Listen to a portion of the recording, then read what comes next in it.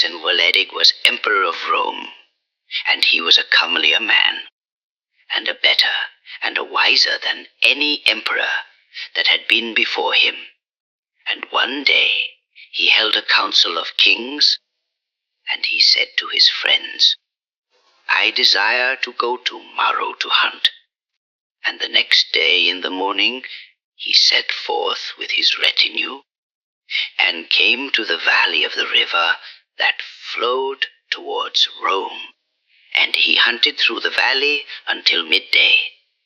And with him also were 32 crowned kings, that were his vassals. Not for the delight of a hunting went the emperor with them, but to put himself on equal terms with those kings. And the sun was high in the sky over their heads, and the heat was great. And sleep came upon Maxen Wledig, and his attendants stood and set up their shields around him upon the shafts of their spears to protect him from the sun. And they placed a gold enameled shield under his head, and so Maxen slept. And he saw a dream, and this is the dream that he saw. He was journeying along the valley of the river towards its source, and he came to the highest mountain in the world. And he thought that the mountain was as high as the sky.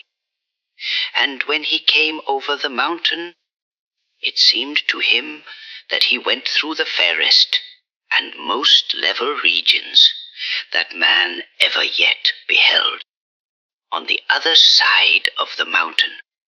And he saw large and mighty rivers, descending from the mountain to the sea.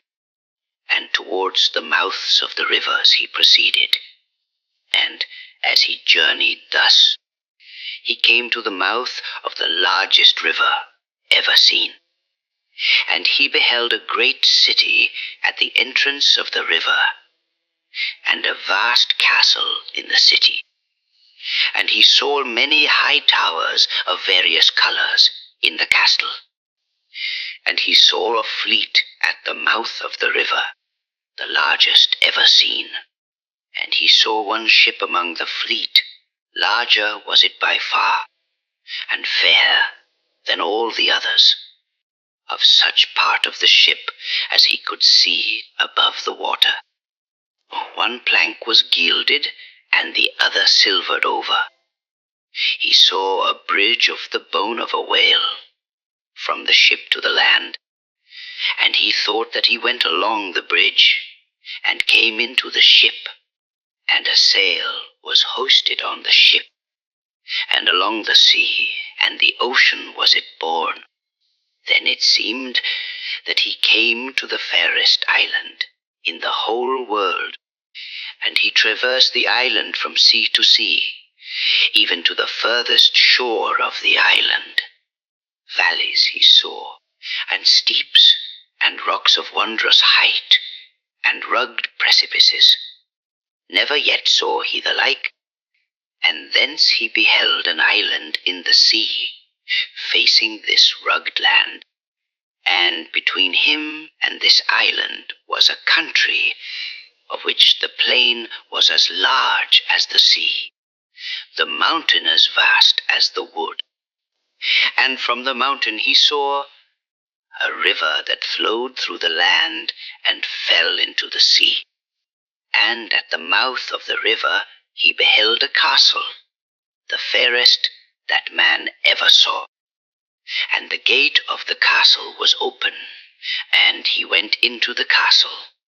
And in the castle he saw a fair hall, of which the roof seemed to be all gold. The walls of the hall seemed to be entirely of glittering precious gems. The doors all seemed to be of gold. Golden seats he saw in the hall, and silver tables. And on a seat opposite to him he beheld 2 auburn head youths playing at chess.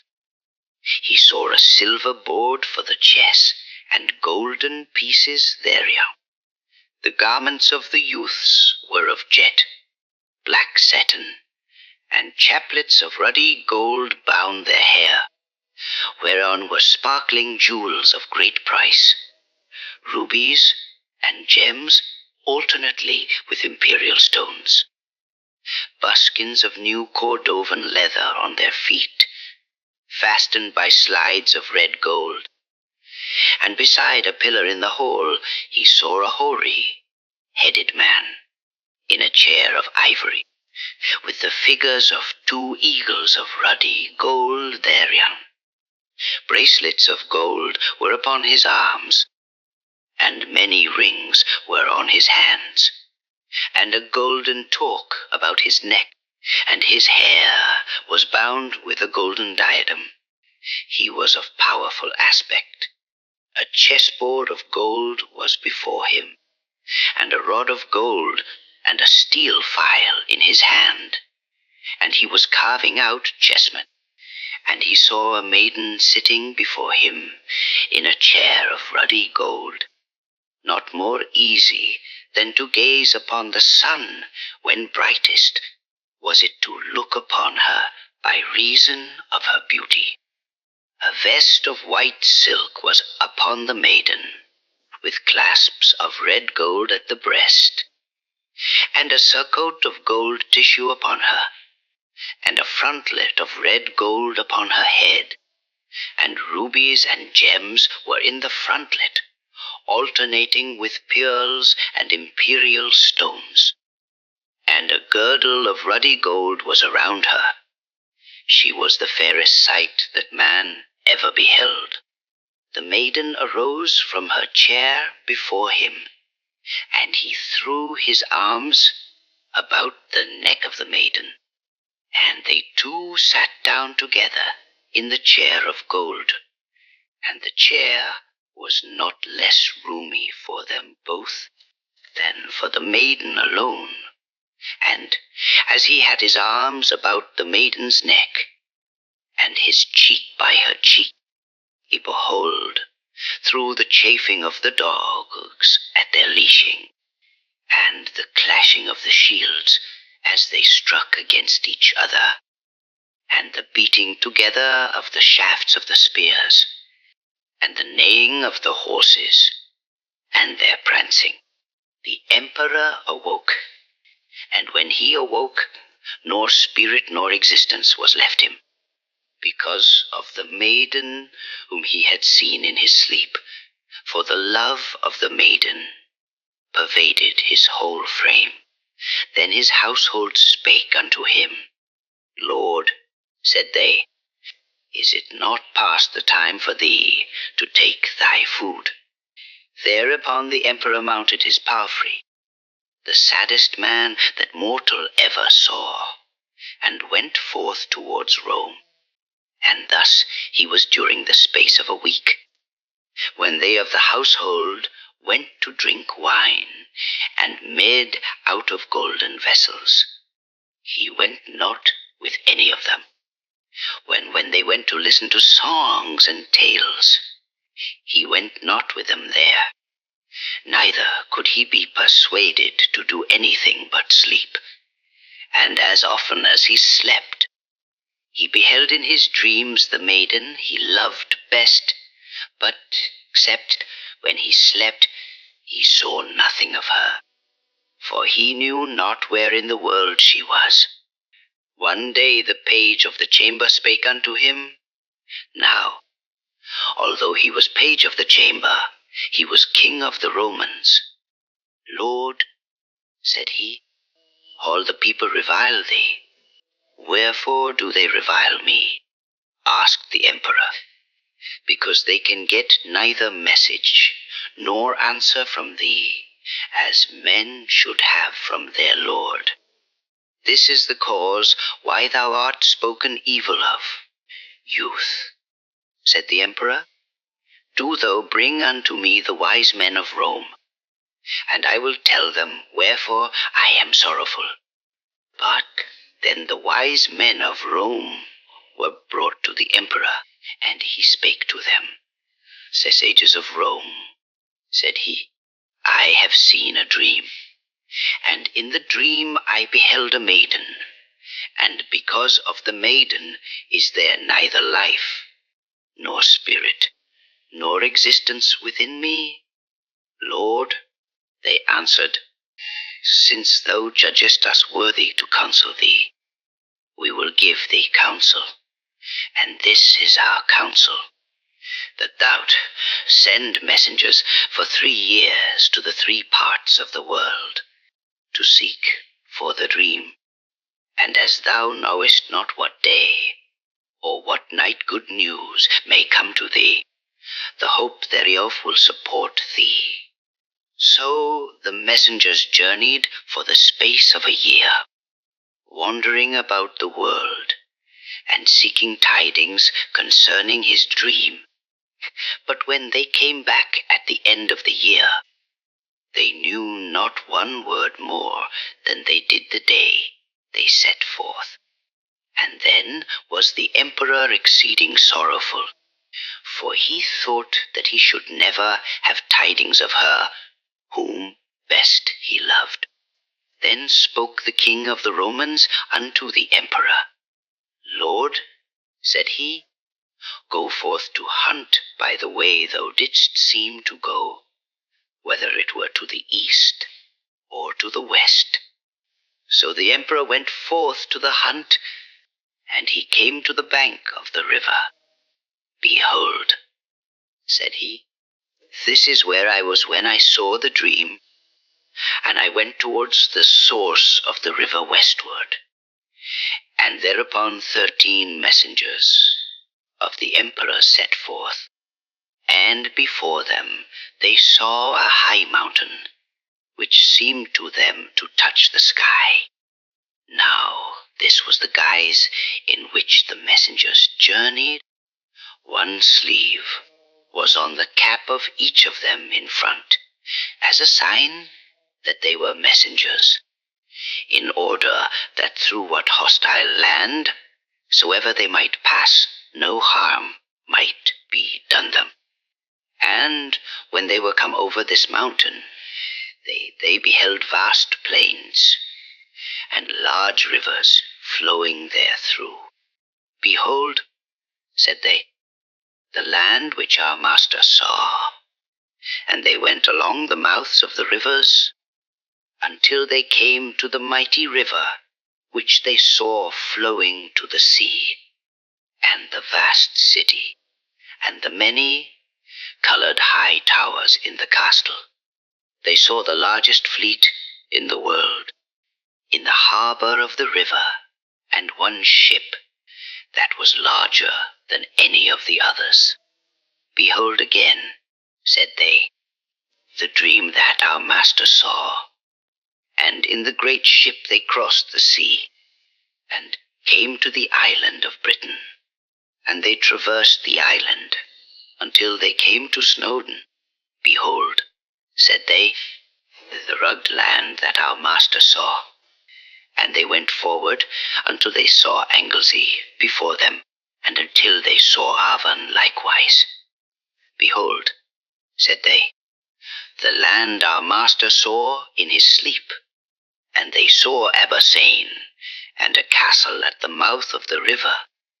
The portal of the castle saw they open, and into the castle they went, and they saw a hall in the castle.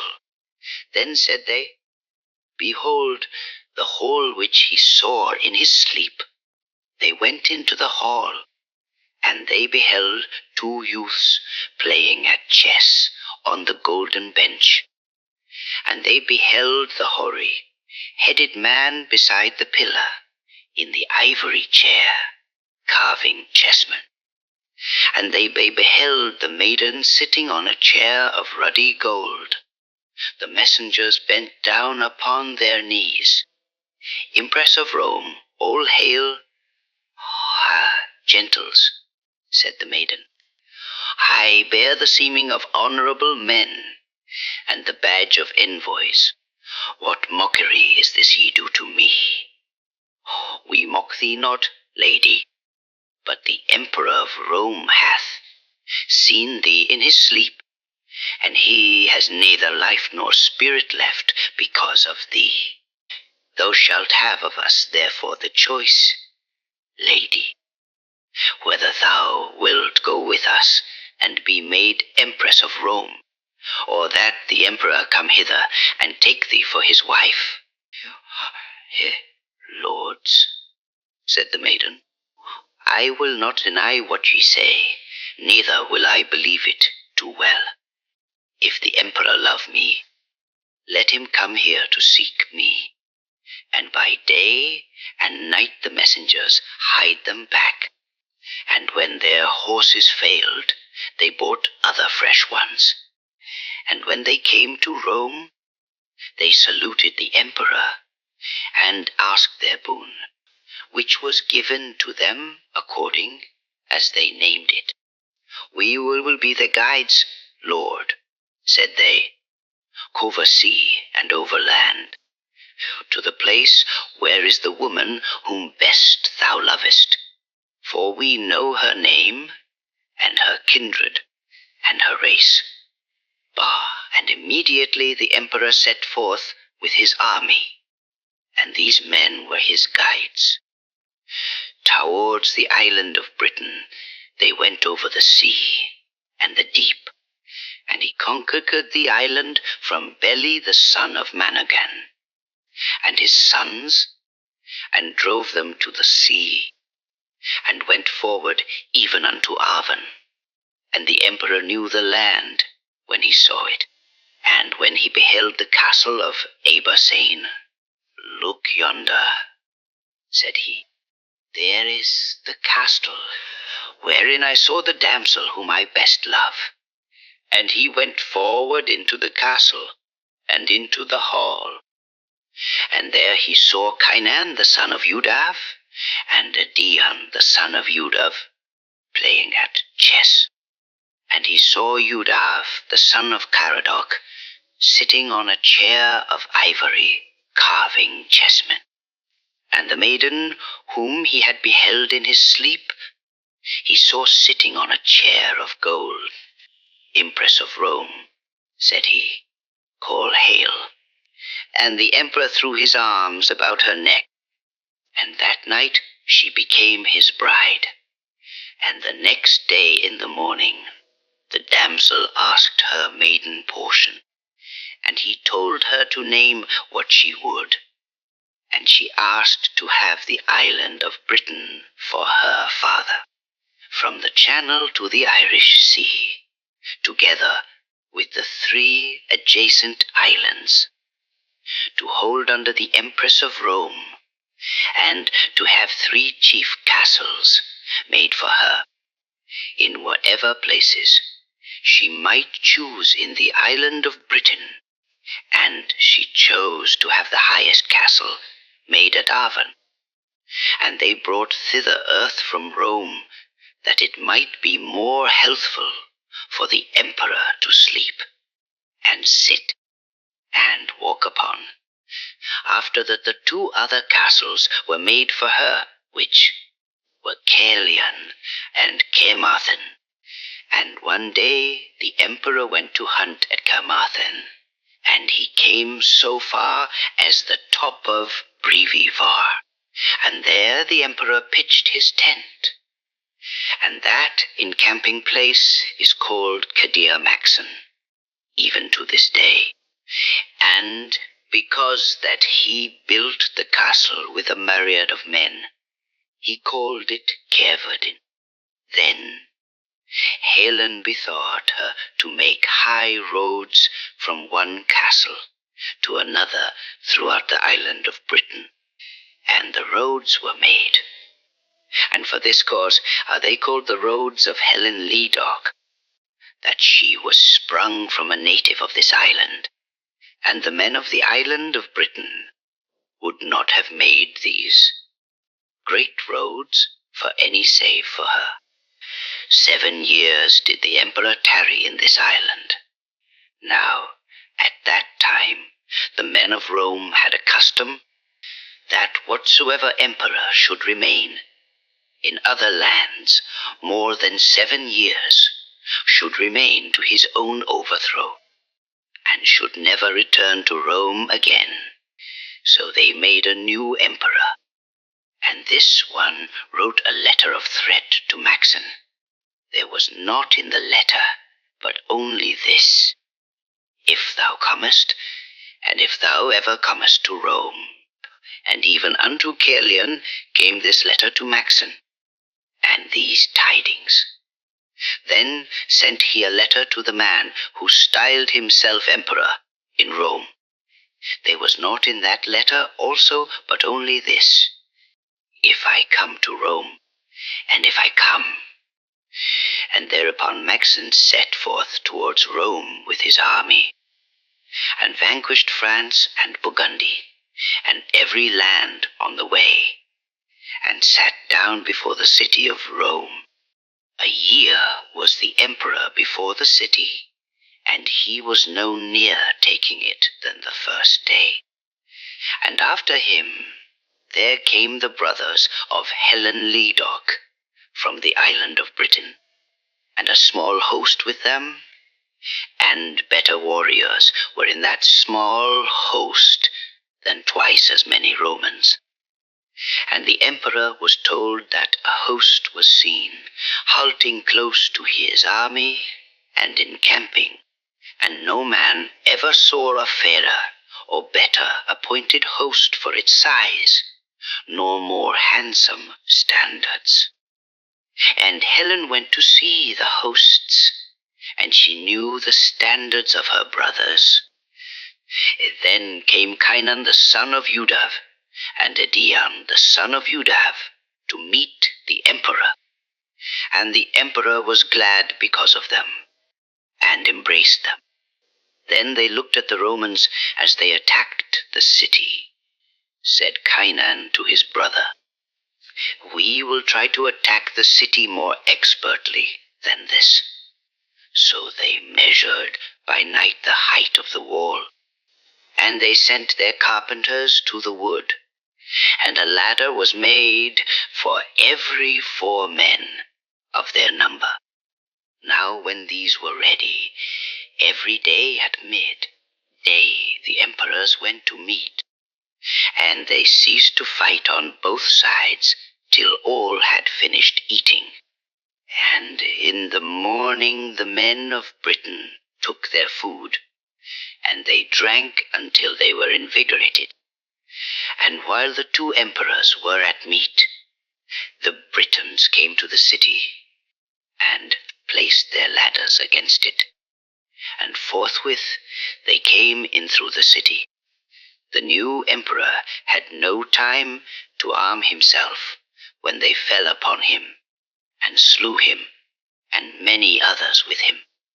And 3 nights and 3 days were they subduing the men that were in the city, and taking the castle. And others of them kept the city, lest any of the host of Maxen should come therein, until they had subjected all to their will. Then spake Maxen to Wledig, I marvel, Lady, said he, that thy brothers have not conquered this city for me. Lord Emperor, she answered, the wisest youths in the world are my brothers. Go thou thither, and ask the city of them, and if it be in their possession thou shalt have it gladly. So the emperor and Helen went, and demanded the city. And they told the emperor that none had taken the city, and that none could give it him, but the men of the island of Britain. Then the gates of the city of Rome were opened, and the emperor sat on the throne, and all the men of Rome submitted themselves unto him. The emperor then said unto Kynan and Edian, Lords, said he, I've now had possession of the whole of my empire. This host give I unto you to vanquish whatever region ye may desire in the world. So they set forth and conquered lands, and castles, and cities. And they slew all the men, but the women they kept alive. And thus they continued until the young men that had come with them were grown grey-headed. From the length of time they were upon this conquest. Then spoke Kynan unto Edion his brother. Whether wilt thou rather, said he, tarry in this land, or go back into the land whence thou didst come forth? Now he chose to go back to his own land, and many with him. But Kynan tarried there with the other part, and dwelt there. And they took counsel, and cut out the tongues of the women, lest they should corrupt their speech.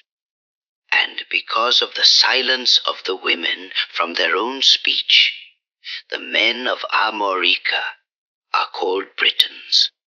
From that time there came frequently, and still comes, that language from the island of Britain.